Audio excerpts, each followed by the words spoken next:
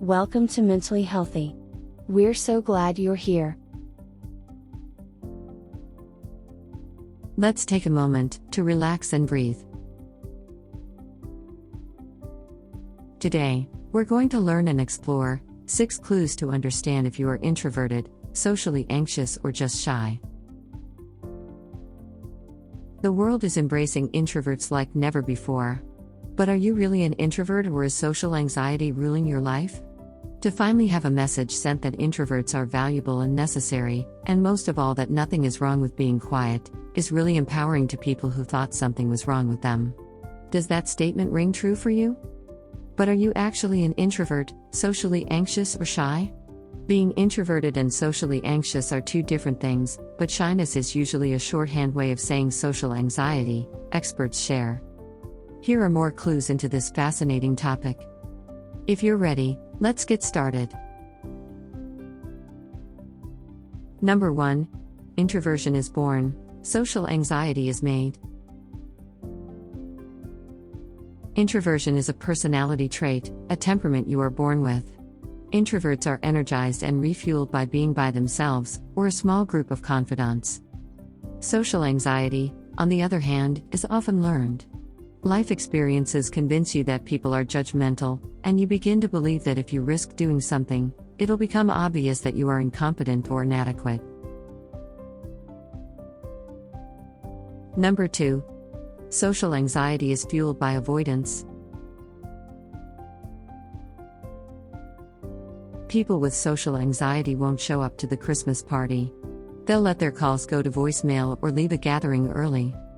They may also avoid the situation covertly. They'll show up to the party, but might avoid eye contact, spend most of their time scrolling through their phone, or find other ways to not be present.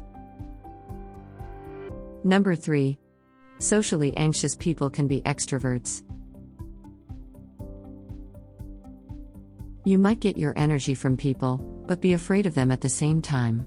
Example, you really want to go to lunch with your co-workers, but worry they don't want you there. Or, you'd like to host a dinner party, but afraid you'll be judged as being inadequate. This condition can be quite torturous on individuals because you're uncomfortable when you're alone and you're uncomfortable when you're with people. It feels like a no-win situation and very frustrating. Number 4. Introverts enjoy solitude. People with social anxiety not so much. For the introvert, being alone is necessary and refreshing. It feels good to read a book in a quiet room without any people around. But if you're socially anxious and you're alone in order to avoid a social situation, you may end up feeling regret or disappointment. Avoidance might make someone feel like, phew, I dodged that bullet and don't have to talk to people. However, by not going, it makes you feel less anxious, but it doesn't make you feel good either. Number 5. Socially anxious people are supremely worried about what others think of them. Introverts aren't concerned about how they present. They can be themselves and not worry they'll be revealed as deficient or inadequate. There's no performance or perfectionism involved normally. For people with social anxiety, on the other hand, social situations turn into a performance with very high standards. They tell themselves, I must never let a gap occur in a conversation, I must always have something interesting to say, or I am responsible for entertaining this person. You're spending so much time and energy on impression management and anxiety management, there's not much energy and attention left over to pay attention outwardly, resulting is lack of focus on that conversation and what somebody is actually saying. Number 6. Socially anxious people employ safety behaviors. It's very common for people with social anxiety to think they have no social skills. They may tell themselves, I'm always awkward, or I don't know what it's like to have a normal conversation. In fact, in some cases they might find themselves actually quite good at navigating social situations.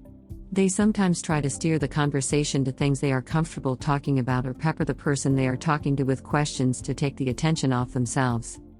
Sometimes they resort to safety behaviors, like avoiding eye contact, speaking softly, smiling all the time, and being very ingratiating, as a way to artificially lower their anxiety.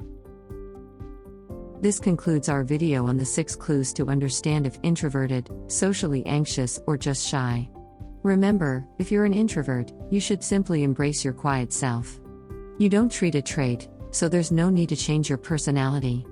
However, if social anxiety is standing in the way of living the life you want, then it could become a problem if not dealt with. Here's some tips. Slowly put yourself into situations you're afraid of. Talk to the coworker you always avoid or attend a gathering you'd normally skip. You don't have to do a cannonball into the pool, you can inch in a little bit at a time. Drop the safety behaviors. Stop avoiding eye contact or speaking very softly. Trying to suppress anxiety is like trying to keep a beach ball underwater. It's just going to pop up again eventually. Turn your attention outward, rather than self-monitoring and focusing inward. Listen to the conversation. Whatever you fear is probably not going to come true, and even if it does, you can handle it. Share with us in the comments section what have been some of your challenges with this topic and how you've managed or coped with it. We'd love to hear your thoughts, and others would love more suggestions.